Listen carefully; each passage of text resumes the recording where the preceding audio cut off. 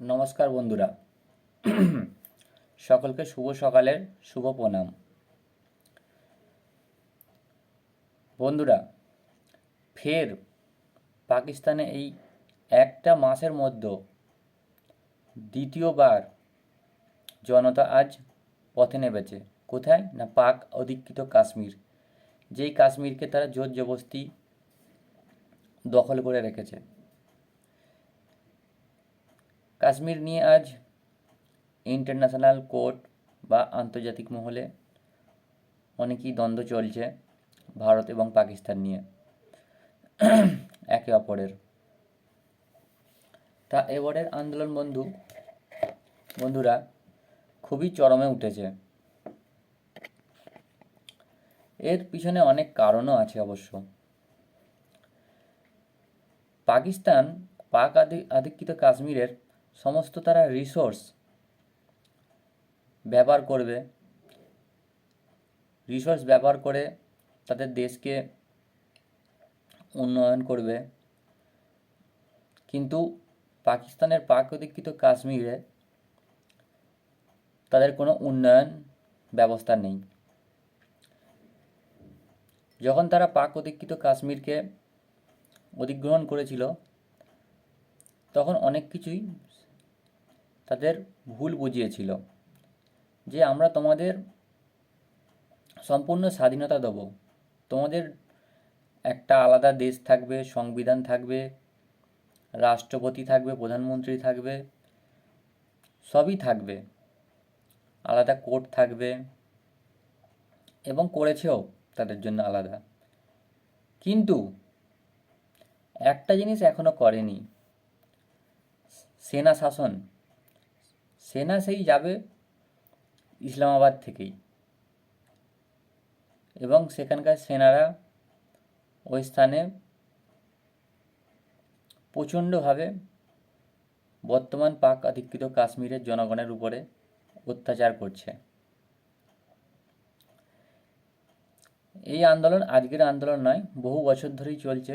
কেন, পাক অধিকৃত কাশ্মীরের জনগণ আর পাকিস্তানের সঙ্গে থাকতে চাইছে না, তারা যুক্ত হতে চাইছে ভারতের সঙ্গে।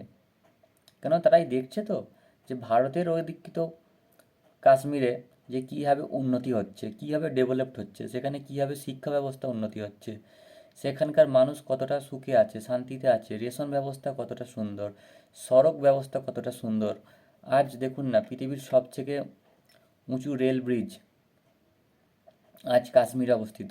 সেখানে ওয়ার্ল্ডের G20 মতো বড় বড় নেতারা মিটিংয়ে আসছে, সম্মেলনে আসছে।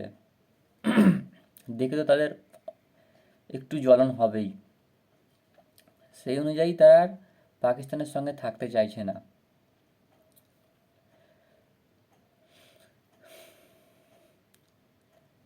রিসেন্টলি ফের পাক অধিকৃত কাশ্মীরে এই অশান্তির আগুন জ্বলছে।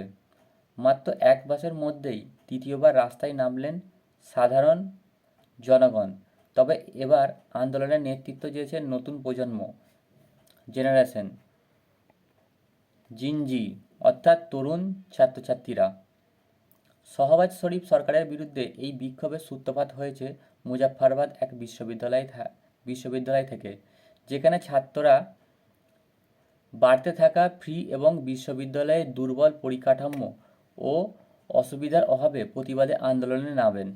প্রথম দিকে পিওকেকে এই বিক্ষোভ সম্পূর্ণ শান্তিপূর্ণভাবেই চলছিল, কিন্তু পরিস্থিতি দ্রুত উত্তপ্ত হয়ে ওঠে যখন এক অজ্ঞাত পরিচিত বন্দুকধারী ছাত্রদের লক্ষ্য করে গুলি চালায়। গুলিতে এক ছাত্র আহত হয়। ঘটনাস্থলে ভিডিও ঘটনাস্থলের ভিডিও ছড়িয়ে পড়েছে সামাজিক মাধ্যমে, যেখানে দেখা যাচ্ছে পুলিশ উপস্থিতি থাকা সত্ত্বেও আতঙ্কিত ছাত্ররা প্রাণ বাঁচাতে চারিদিকে ছুটছে। এই ঘটনার পর উত্তেজনা চরমে পৌঁছায়। ক্ষুব্ধ ক্ষুব্ধ ছাত্ররা রাস্তায় টায়ার জ্বালিয়ে আগুন ধরিয়ে দেয়, সরকারি সম্পত্তি ক্ষতি করে এবং সরকার বিরোধী স্লোগান দিতে শুরু করে। স্থানীয় সংবাদ মাধ্যমের সূত্রে জানা গেছে, এই বিক্ষোভ এখন সারা পিওকেতে ছড়িয়ে পড়েছে এবং আন্দোলনে ইন্টারমিডিয়েট স্তরের ছাত্রছাত্রীরা যোগ দিয়েছে। তাদের মূল দাবি নতুন মার্কেটিং বা ডিজিটাল মূল্যায়ন পদ্ধতি বাতিল করা। সম্প্রতি এই নতুন ব্যবস্থা ম্যাট্রিক ও ইন্টারমিডিয়েটের স্তরে চালু করা হয়েছে, কিন্তু তাতে ফলাফলের নানা গরমিল দেখা গিয়েছে। গত 30শে অক্টোবর পিওকেতে প্রকাশিত হয় ইন্টারমিডিয়েট প্রথম বর্ষের ফলাফল, যার থেকেই ক্ষোভ ছড়ায় ছাত্রদের মধ্যে। বহু ছাত্র অভিযোগ করেছে যেসব বিষয়ে তারা পরীক্ষা দেয়নি সেই বিষয়েও তাদের নম্বর দেওয়া হয়েছে। ভাবুন বন্ধুরা, যেসব বিষয়ে পরীক্ষা দেয়নি সেসব বিষয়েও তাদের নাম্বার দেওয়া হয়েছে। আবার অনেক মেধাবী ছাত্র অপ্রত্যাশিতভাবে কম নাম্বার পেয়েছে। তারা ভালো পরীক্ষা দিয়েছে কিন্তু তারা নাম্বার কম পেয়েছে। এই অনিয়মের তদন্তে মিরপুর শিক্ষা বোর্ড একটি বিশেষ কমিটি গঠন করেছে। পাশাপাশি ছাত্ররা দাবি তুলেছে পুনঃমূল্যায়ন রিচেকিং ফি মকুব করার, পরীক্ষার দিতে যে ফিসটা লাগে সেই ফিটা মুকুব করার। বর্তমানে প্রতি বিষয়ে রিচেকিং ফি ১,৫০০ টাকা, অর্থাৎ 7টি বিষয়ের জন্য মোট 10,৫০০ টাকা মতো খরচা। সাধারণ পরিবার থেকে আসা ছাত্রদের পক্ষে এই ফি দেওয়া সম্ভব নয় বলে তাদের অভিযোগ। এই বিক্ষোভে কিন্তু পিওকেতে প্রথম নয়। মাত্র 1 মাস আগেই এই অঞ্চলে বিক্ষোভ উত্তাল হয়েছিল জনতা, যেখানে পুলিশের গুলিতে 12 জন সাধারণ নাগরিকের মৃত্যু হয়। এই সময়েও স্থানীয় মানুষ সরকারের 30 দফার দাবি জানিয়েছিলেন, যার মধ্যে ছিল কর কমানো, আটা ও বিদ্যুতের ওপর ভর্তুকি কমানো এবং অসমাপ্ত উন্নয়নমূলক কাজ দ্রুত শেষ করা। কিন্তু সরকারের সে সময় কোনো বাস্তব পদক্ষেপ নেয়নি। এইবারের আন্দোলন তরুণ প্রজন্মের অংশগ্রহণে নতুন মাত্রা এনেছে। পিওকেতে বিশেষজ্ঞদের মতে এটি শুধু শিক্ষা ব্যবস্থার বিরুদ্ধে নয়, বরং সরকারের সামগ্রিক ব্যর্থতা এবং প্রশাসনিক উদাসীনতার প্রতিবাদ হিসাবেও দেখা দিয়েছে। অনেকে এটিকে নেপাল ও বাংলাদেশের তরুণদের সাম্প্রতিক গণ আন্দোলনের সঙ্গেও তুলনা করছে, যেখানে তরুণ প্রজন্মেই পরিবর্তনের দাবিতে নেতৃত্ব নিয়েছিলেন। পাক অকুপাইড কাশ্মীর এর এই ছাত্র আন্দোলন এখন পাকিস্তান সরকারের জন্য বড় চ্যালেঞ্জ হয়ে দাঁড়িয়েছে। একদিকে ক্রমবর্ধমান অর্থনৈতিক সংকট, অন্যদিকে তরুণদের ক্ষোভ। এই দুই মিলে শবাজ শরীফ সরকার মাথা ব্যথা বেড়েছে। পরিস্থিতি দ্রুত নিয়ন্ত্রণে না এলে পিওকের এই অবস্থা পাকিস্তানের অভ্যন্তরীণ রাজনীতিকেও গভীরভাবে নাড়িয়ে দিতে পারে বলে মনে করছেন বিশেষজ্ঞরা। তা আজ বন্ধুরা এই পর্যন্তই। পাকিস্তানের সম্বন্ধে এই ছোট্ট নিউজটা। এখন পিওকে জ্বলছে পুরো।